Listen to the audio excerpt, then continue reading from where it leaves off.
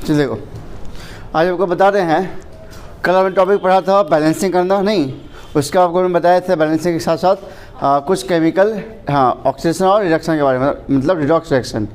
और आपको मैंने बताया था डिस्प्लेसमेंट रिएक्शन और डबल डिस्प्लेसमेंट। तो आज जो हमारा टॉपिक है वो हमारा है डिकम्पोजिशन रिएक्शन। कुछ इस चैप्टर में जो भी टॉपिक है उसको हम डिस्कस करेंगे। तो जो फर्स्ट टॉपिक हमारा क्या है, डिकम्पोजिशन रिएक्शन। तो इसमें 3 टाइप्स के होते हैं। पहले जानते हैं कि डिकम्पोजिशन रिएक्शन का मतलब क्या होता है। तो एक लार्जर मॉलिक्यूल्स क्या होता है, एक लार्जर कंपाउंड्स डिकम्पोज होता है, ब्रेक होता है किसमें, सिंपलर सब्सटेंस में। फॉर एग्जांपल देखो, जैसे कि यहाँ पे देख सकते हो कि यह क्या लिखा हुआ है, FeSO4, ये डिकम्पोज हुआ नहीं 2 और 3 सब्सटेंस में। तो ऐसा कह सकते हो कि एक लार्ज सब्सटेंस क्या हो रहा है, डिकम्पोज हो रहा है किसमें, 2 और मोर सिंपलर सब्सटेंस में, is known as decomposition reaction. तो what is decomposition reaction? A reaction in which large molecules decompose into 2 or more simpler substance is known as decomposition reaction। ये होते हैं 3 टाइप्स के। अब किसी सब्सटेंस को या किसी भी मॉलिक्यूल को हम कितने तरह से डिकम्पोज कर सकते हैं, कितने तरह से उसको मतलब ब्रेक डाउन कर सकते हैं। फॉर एग्जांपल, तो पहला इसका है 3 टाइप्स में। पहला हम बात करें तो इसका फर्स्ट होता है थर्मल डिकम्पोजिशन। थर्मल डिकम्पोजिशन मतलब सब्सटेंस को ब्रेक करने का कितने तरीके हैं। तो फर्स्ट क्या हमारा है, थर्मल। थर्मल का मतलब क्या होता है, थर्म मतलब हीट, मतलब किसी सब्सटेंस को हम लोग हीट करके सब्सटेंस को ब्रेक कर सकते हैं। फॉर एग्जांपल में जैसे कैल्शियम कार्बोनेट CaCO3, CaCO3, इसको हम हीट देंगे तो क्या जाएगा, ब्रेक हो जाएगा किसमें, CaO प्लस CO2। ठीक है, ये हो गया थर्मल डिकम्पोजिशन। ठीक है, लेकिन सभी सब्सटेंस सभी थर्मल डिकम्पोजिशन से ब्रेक नहीं हो सकते हैं। ठीक है, तो नेक्स्ट क्या हमारा है, नेक्स्ट हमारा फोटोकेमिकल। Photochemical decomposition. ठीक है,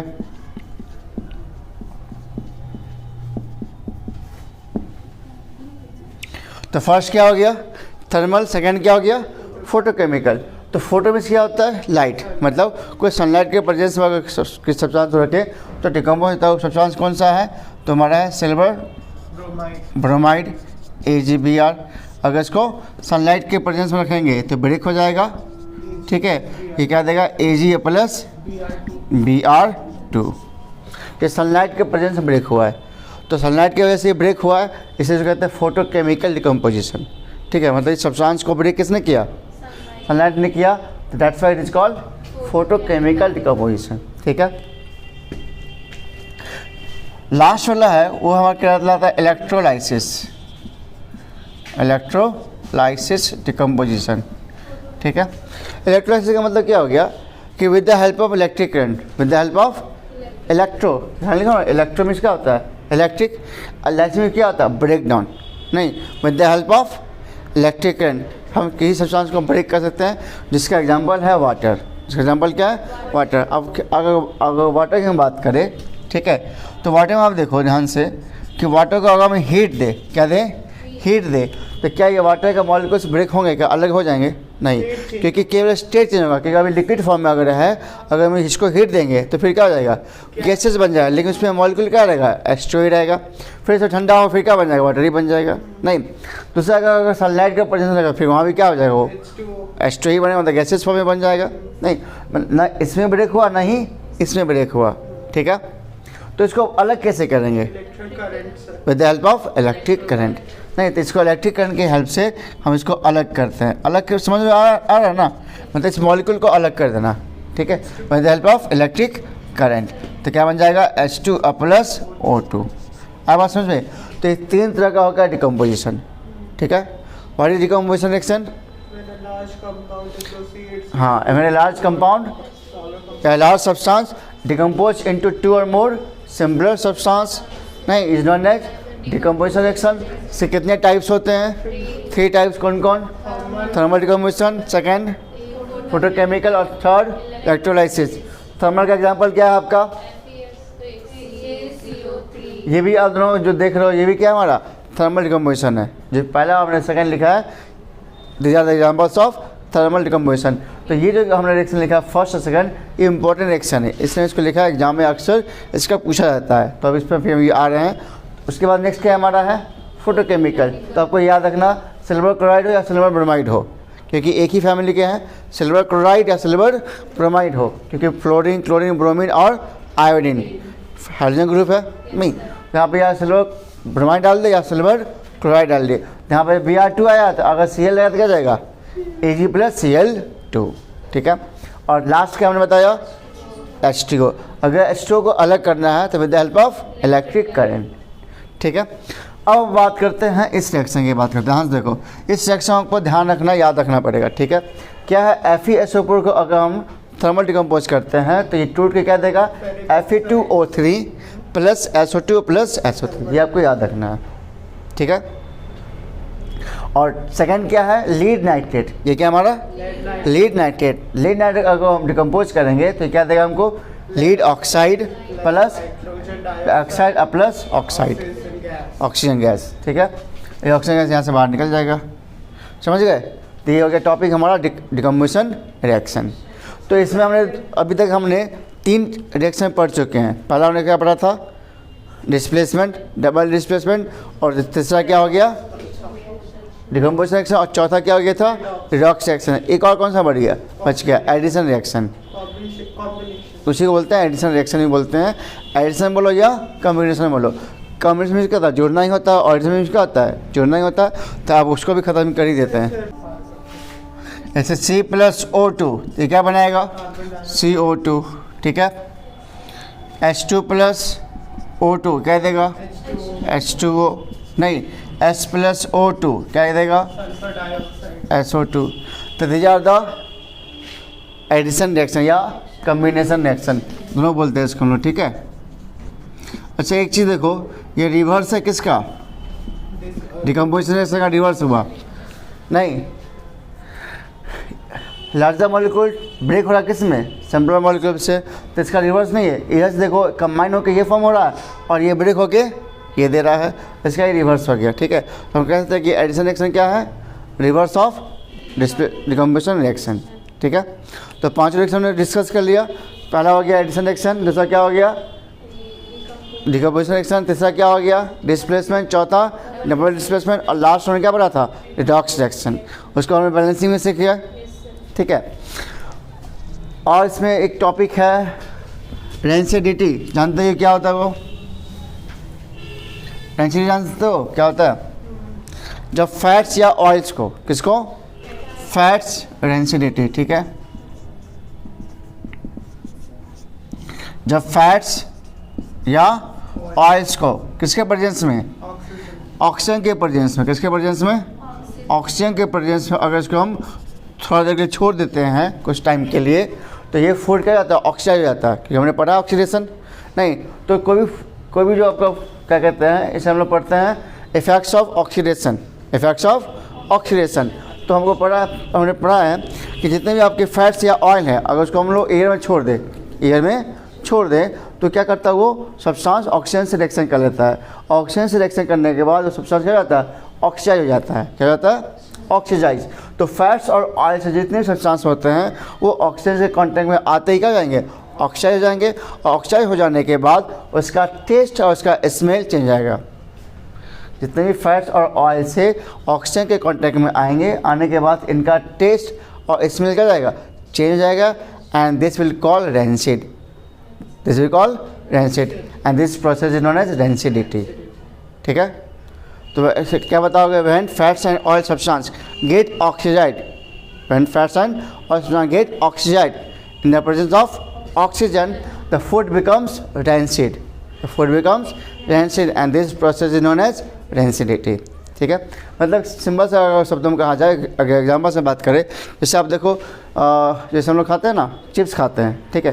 तो चिप्स जब तक पैकेट में रहता है उसमें क्या होता है, उसका टेस्ट अच्छा रहता है, लेकिन उसको थोड़ी देर के लिए छोड़ दो तो क्या होता है, वो उसको कहते हैं हम लोग क्या कहते हैं, उसका आप देखोगे कि उसका कुरकुरापन कम हो जाएगा। और the process of coating of zinc on iron metal is known as galvanisation. इससे क्या है हेल्प, इससे हमको क्या होता है हेल्प, कि इससे क्या होता है कि हमारा कि जो आयरन मेटल्स है उसमें जल्दी से रस्ट नहीं लगता है, मतलब क्रोजन नहीं होता है। क्योंकि अगर एक उसके ऊपर लेयर चढ़ जाता है तो लेयर चढ़ने से क्या होता है कि उसका संपर्क, उसका जो कांटेक्ट है वो एयर से क्या होता है, ब्रेक हो जाता है। ठीक है, तो जिस वजह से क्या होता है उसके अंदर क्रोजन नहीं होता है। ठीक है, अच्छा एक बात और बताना था आपको एनसीईआरटी में ही, रुक जाओ याद आया मुझे अभी, कि सिल्वर के ऊपर ब्लैक कलर का कोटिंग हो जाता है। सिल्वर के ऊपर कैसा कलर, ब्लैक कोटिंग। ठीक है, और कॉपर के ऊपर ग्रीन कोटिंग।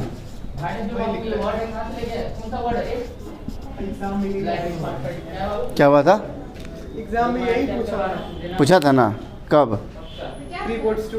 चलो, तो इसका मतलब तुमको जो बता रहे सही बता रहे हैं, हम लोग क्वेश्चन देखे में नहीं है।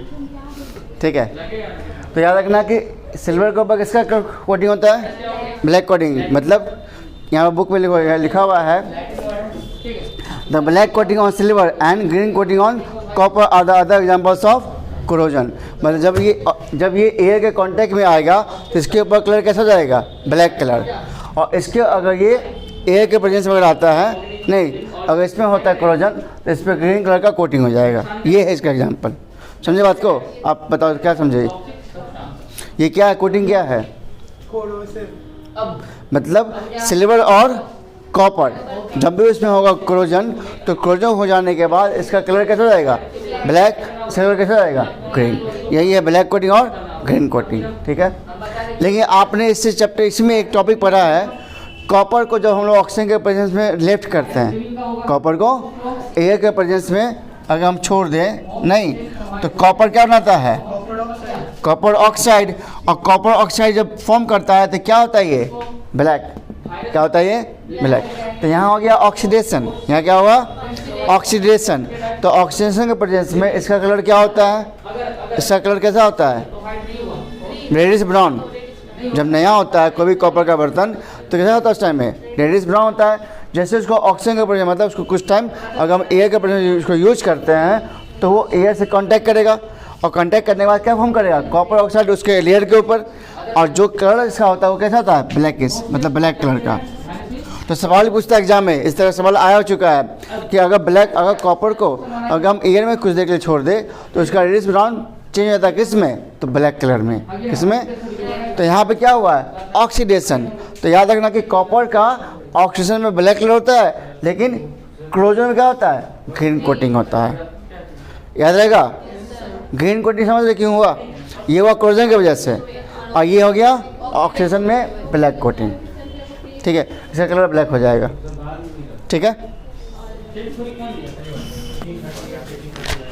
चलो अब कुछ क्वेश्चन करते हैं बुक का। ठीक है,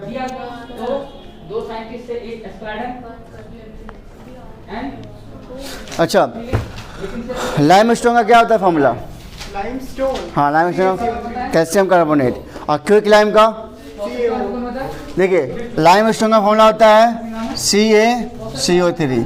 ठीक है, ये हो गया लाइमस्टोन। क्विक लाइम क्या हो गया, क्विक लाइम। अच्छा स्लैग लाइम क्या हो जाएगा, CaOH होल 2। ये हो गया हमारा स्लैग लाइम, याद रहेगा। चलिए, तो चैप्टर फर्स्ट का लगभग हम क्वेश्चन डिस्कस कर लिए हैं। अब चलो एनसीईआरटी बुक में आ जाओ। एनसीईआरटी बुक में एक क्वेश्चन है, देखो पेज नंबर निकालो तो, पेज नंबर 16।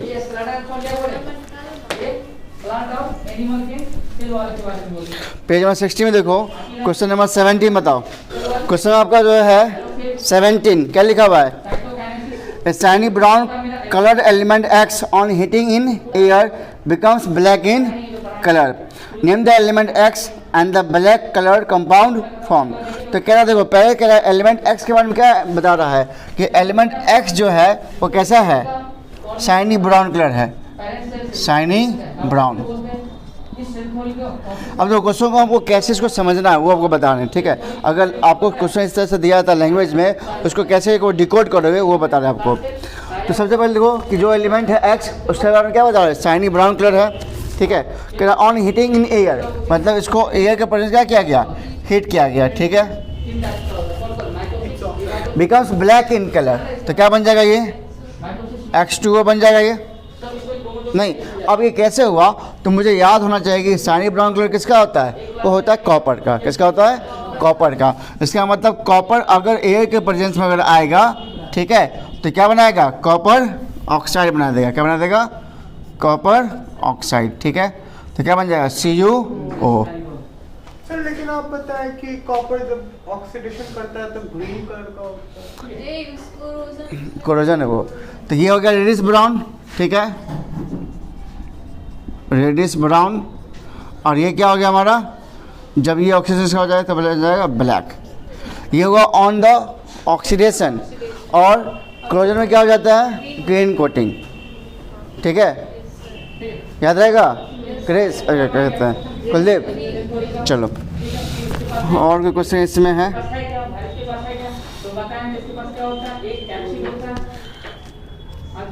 तो चैप्टर फर्स्ट आप हो जाए सबसे।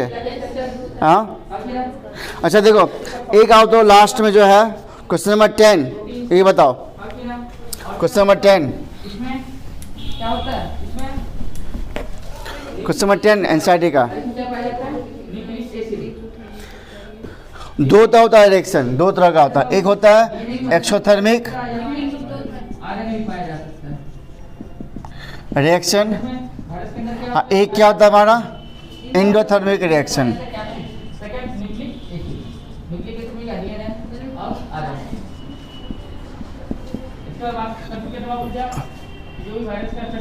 देखो इसका एग्जांपल आपको बता रहे हैं। दो रिएक्शन होते हैं, कौन कौन, एक्सोथर्मिक, एक क्या होता है एंडोथर्मिक। ऐसा रिएक्शन जिसमें हीट क्या हो, इवॉल्व हो। ऐसा रिएक्शन जिसमें क्या हो, हीट इवॉल्व हो, उसे क्या बोलेंगे, एंडोथर्मिक रिएक्शन। अब देखो यहाँ पे ध्यान से देखो, जैसे यहाँ पे देखो CaCO3 अब प्लस हीट, ठीक है, मतलब इस पर हमने क्या दिया, हीट दिया, तो क्या फॉर्म करेगा ये CaO और प्लस CO2।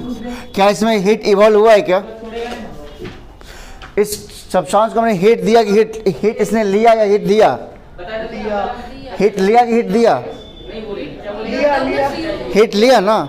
ये इसको एनर्जी हमने प्रोवाइड किया, इसको हमने क्या किया, एनर्जी प्रोवाइड किया। जब हमारा एनर्जी रिएक्टेंट साइड में हो, जब एनर्जी क्या हो, तो इसको कहेंगे एंडोथर्मिक रिएक्शन। क्या बोलेंगे इसको, इंडो में क्या होता है, इन मतलब अंदर की तरफ नहीं, और एक्सो में क्या होता है, बाहर की तरफ मतलब प्रोडक्ट साइड में। ठीक है, तो यहाँ पे हो जाएगा क्या, एंडोथर्मिक रिएक्शन। क्या जाएगा, लेकिन आप देखो यहाँ पे, जैसे देखो CH4 प्लस ऑक्सीजन, ये क्या फॉर्म करेगा, CO2 प्लस H2O, और साथ में क्या देगा, हीट देगा। क्या देगा, कंबसन।